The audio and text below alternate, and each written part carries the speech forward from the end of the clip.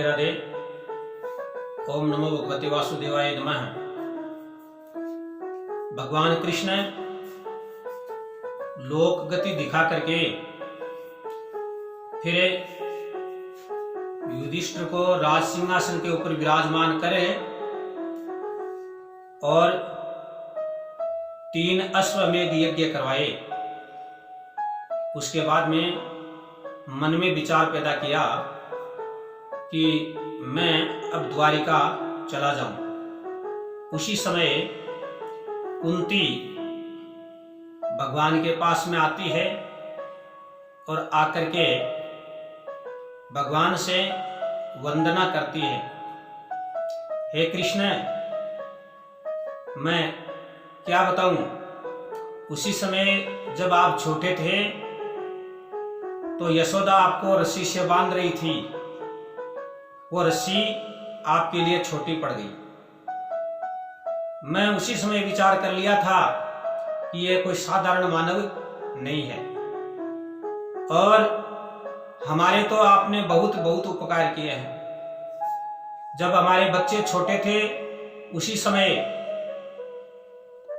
हमारी रक्षा की और लाक्षाग्रह है, केशा कृष्ण है, हिडम्ब राक्षस है, क्या क्या गिनाऊं, आपने हमारी बहुत ही रक्षा की। आप हमारे भूलने योग्य नहीं हो। कृष्ण भगवान ने कहा, बुआ जी हमसे कोई वचन मांगो, वरदान मांगो। कुंती ने कहा, हे कृष्ण, मेरे को तो आप यही वचन दीजिए कि मैं सदैव दुख में रहूं। बुआ जी आपने ये क्या वरदान मांगा, ये क्या कहा आपने? मैंने इसलिए कहा कि जो मनुष्य संसार में सुखों का महसूस करते हैं, सुखों में रहते हैं, उन लोगों को बहुत कठिनाई भोगनी पड़ती है। और उसके बाद में जो व्यक्ति विचार करता है कि मैं परब्रह्म परमात्मा को प्राप्त कर लूंगा, लेकिन ऐसे ऐसे उम्र बीत जाती है, बुढ़ापा आ जाता है और उसके बाद में स्मरण नहीं होता है। दुख में स्मरण करते हैं और सुख में कोई करता नहीं है। तो जो सुख में स्मरण करता है उसके रोग दोष क्लेश सब मिट जाते हैं। उस सुख के माते शील परो, जो नाम हृदय से जाए, बलिहारी उन दुख की जो पल पल नाम रसाए। उस सुख के माते शील परो यानी शिला गिर जाओ, जो नाम हृदय से जाए, बलिहारी उन दुख की जो पल पल नाम रसाए। मैं आपका नाम लेती रहूं। और पांडव और यादव जो हैं उनका मातृभाव बना रहे, यही हमको चाहिए। इतनी बात करते करते ही युधिष्ठिर आ गया। युधिष्ठिर आकर के भगवान से प्रार्थना करता है, कहता है, युधिष्ठिर के मन के अंदर भय होता है, भ्रम होता है। वो कहता है, हे कृष्ण, मेरे को आपने राज सिंहासन पर विराजमान कर दिया, लेकिन इस राज्य को लेकर के मैं क्या करूंगा? मेरे सभी भाई कुटुंब जनिक वो सारे युद्ध में मारे गए। मेरे को तो यमलोक की जगह ही यमलोक में ही ठौर नहीं है। मेरी स्थिति तो ऐसे हो गई कि ये यज्ञ जो है हमारे पाप नहीं धो सकते। जो मदिरा का घड़ा है उसको गंगा जल में ले जाकर के भी धो ले तो उसका अंश नहीं जाता है। इसी प्रकार से मेरे पाप तो इस यज्ञ से दुखना मुश्किल है। हमारे इतने सैनिक थे, अक्षौहिणी सेना जो सारी मारी गई। अक्षौहिणी सेना का प्रमाण 21,870 रथ, 21,870 हाथी, 1,09,350 घुड़सवार, 65,600 पैदल, ये एक अक्षौहिणी सेना का प्रमाण है। अब 18 अक्षौहिणी सेना उस युद्ध में थी, उसका प्रमाण सुनो। 3,93,660 हाथी, 3,93,660 रथ, 11,80,800 घोड़े, 19,68,300 पैदल थे। कुल मिलाकर 62,98,200 प्राणियों का नाश हो गया। ये इतना पाप मेरे को तो यमलोक में ठोर नहीं। इसी प्रकार से बातें हो रही थी। उसी समय उत्तरा आकर के भगवान कृष्ण के चरणों में शीश नवाया और बोली, पाही पाही महायोगिन देव देव जगतपते, पाही पाही महायोगिन देव देव जगतपते। हे जगत की रक्षा करने वाले, हे जगतपति, मैं आपकी शरणागत हूं। योगियों के भी आप योगी हैं, महान योगी हैं, उनकी अंतरात्मा है, आप ही हमारे रक्षक हैं। हमारी रक्षा करो, हमारी रक्षा करो। हे भगवान, यह जो धधकती हुई ज्वाला हमारी ओर आ रही है। भगवान कृष्ण ने देखा, भगवान कृष्ण समझ गए कि यह तो अश्वत्थामा का अस्त्र छोड़ा हुआ वो बाण आ रहा है। उत्तरा ने कहा, मामे गर्भो निपाते ताम, हे कृष्ण भगवान, मेरे गर्भ की रक्षा करो, मेरा गर्भ नष्ट नहीं हो जाए, मेरे गर्भ की रक्षा करो, इसमें जो बच्चा पल रहा है उसकी रक्षा करो। भगवान कृष्ण की माया अलौकिक है। एक तरफ तो उनसे बातें कर रहे हैं, दूसरी तरफ है भगवान कृष्ण है जो हाथ में चक्कर गदा पद्म धारण करके, चतुर्भुज रूप धारण करके और उत्तरा के गर्भ की रक्षा करना प्रारंभ कर दिया। गर्भ की रक्षा करें। अब मन में विचार किया कि युधिष्ठिर के भ्रम है और इस भ्रम को निकालना जरूरी है। तो युधिष्ठिर, कुंती, द्रौपदी, पांडव, महामुनि, वयोवृद्ध सभी लोग कुरुक्षेत्र में जाते हैं। उसी समय सारे देवता लोग आकाश में आकर के और अपना आसन जमा लेते हैं उनको देखने के लिए।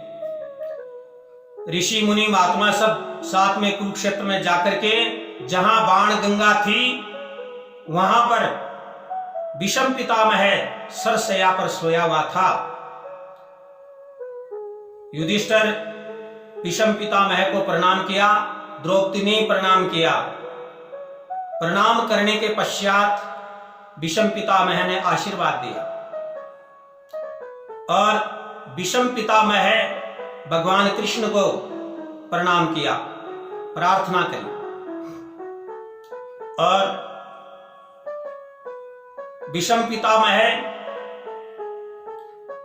युधिष्ठिर को धर्म, अधर्म, राजनीति, कर्म नीति, गृहस्थ नीति, वर्ण नीति, इन सभी का ज्ञान दिया। धर्म अधर्म की जब बातें हो रही थी तब द्रौपदी को हंसी आ गई। हंसी आने के बाद में उसने मुंह फेर लिया। विषम पितामह ने कहा, द्रौपदी तू हंस रही है, इस बात को मैं समझ गया, लेकिन यह तो सब आप ही का रचा हुआ खेल था। आप जब युद्ध की बातें चीतें हो रही थी, उनकी तैयारियां हो रही थी, उस समय भगवान कृष्ण को आपने ही तो कहा था कि बहुत भयंकर युद्ध होगा, बहुत भयंकर युद्ध होगा। इस युद्ध में सभी मारे जाएंगे, केवल 5 अंडे टीटोड़ी के ही बचेंगे, 5 अंडे टीटोड़ी के ही बचेंगे और सब मारे जाएंगे। भीम ने यह बात सुनी, माता कुंती को जाकर कह दिया, हे माता, ये कोई साधारण स्त्री नहीं है, महान कोई देवी है। द्रौपदी महान देवी है। सुबह प्रातः काल जल्दी तू उठ करके जब महल से नीचे आ रही थी, तब कुंती ने अपना पल्लू बिछा करके झोली मान करके तेरे से वरदान लिया कि हे द्रौपदी, 5 अंड के बचे तो 5 पिंड के भी बचने चाहिए। तो उस समय तुमने वरदान दिया 5 पांडवों के लिए। दूसरी, जब युद्ध हो रहा था उसी समय शिविर के अंदर बैठ करके हम विचार विमर्श कर रहे थे। उस विचार में कौरव सेना, कौरव के सेनापति सब मिलकर के मेरे को कहा कि कौरव जो हैं सब मारे जा रहे हैं, पांडवों में से एक भी नहीं मरा। पितामह, आप सही ढंग से युद्ध नहीं कर रहे हो। मेरे को उत्तेजना पैदा करके उन्होंने क्रोध दिला दिया। मैंने प्रण कर लिया, सुबह मैं उठ करके जब युद्ध करूंगा उस समय सभी पांडवों को मारूंगा। उस समय भगवान कृष्ण की अलौकिक माया है, इनको इस चीज का पता चल गया और तेरे को रात्रि के समय मेरे शिविर में ले जा करके और मेरा चरण छुआ दिया, प्रणाम करवा दिया। तो उस समय मैं सो रहा था, मेरा जो दाहिना हाथ था मेरे इस प्रकार से मस्तिष्क पर मेरी आंखों के ऊपर रखा हुआ था। जब तुमने प्रणाम किया, पितामह प्रणाम, मैं आवाज के मुताबिक अखंड सौभाग्यवती भवै इस प्रकार का आशीर्वाद दे दिया। जब मैंने हाथ उठाया, उठ करके देखा और पूछा तुम कौन हो, तब आपने कहा द्रौपदी। तब मैंने मन में विचार किया, ये हो न हो सके कृष्ण का ही काम है। तब आपने मेरे से पूछा क्या पितामह आपका वरदान ये सत्य है? मैंने आपसे कहा मैंने मन से वरदान दिया है, सत्य है। बाहर निकल के देखा तो वासुदेव खड़े हैं। तब मैंने कृष्ण को कहा था कि एक बार फिर आना। आज कृष्ण भगवान जो आए हैं वो उसी बात पर मेरे पास में आए। क्यों? मैंने मन में विचार पैदा कर लिया था कि मेरी मृत्यु के समय कृष्ण मेरे सामने रहे तो मेरी मुक्ति हो जाएगी, इसलिए। और केशा कृष्ण जब हुआ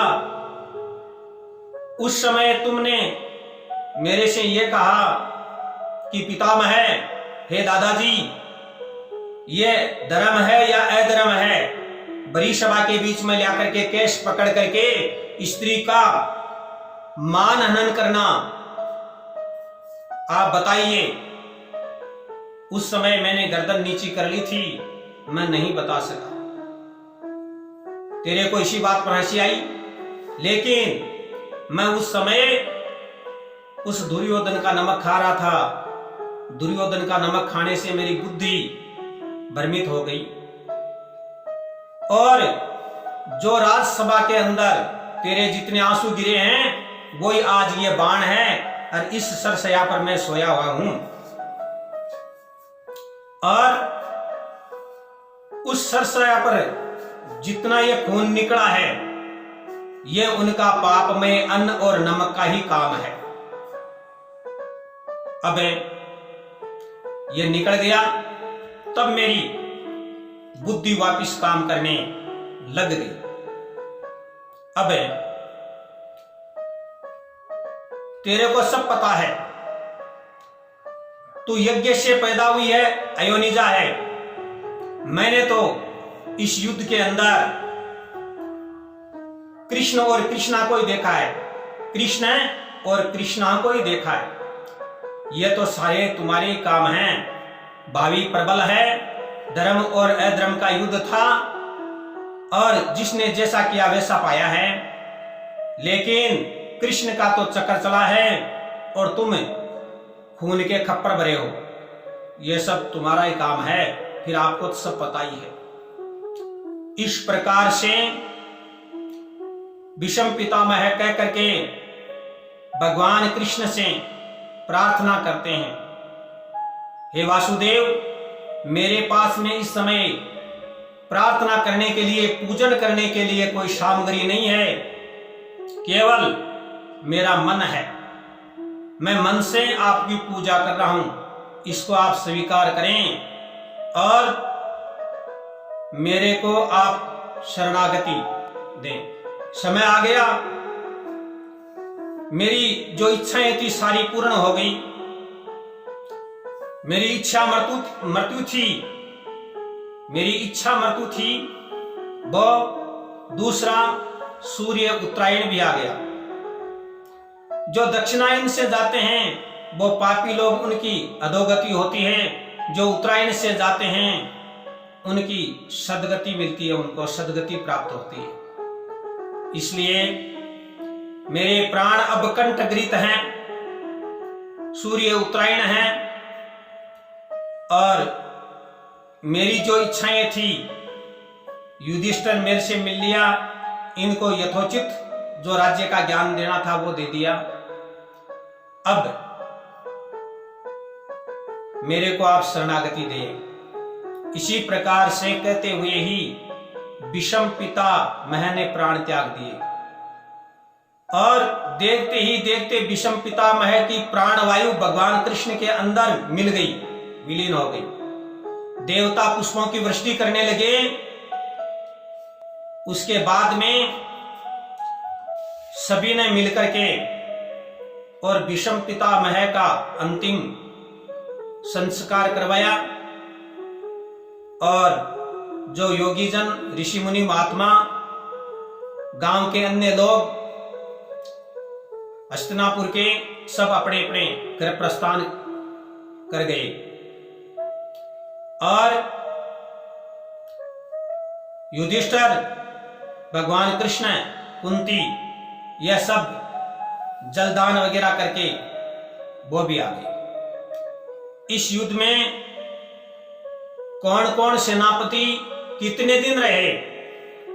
भीष्म पितामह 10 दिन सेनापति रहा, द्रोण 5 दिन सेनापति रहा, कर्ण 2 दिन सेनापति रहा, शल्य आधा दिन सेनापति रहा, शकुनी आधा दिन सेनापति रहा, और भीष्म पितामह सरसया पर 56 दिन सोए, 56 दिन रहे, यानी 1 माह 26 दिन तक सरसया पर भीष्म पितामह रहे।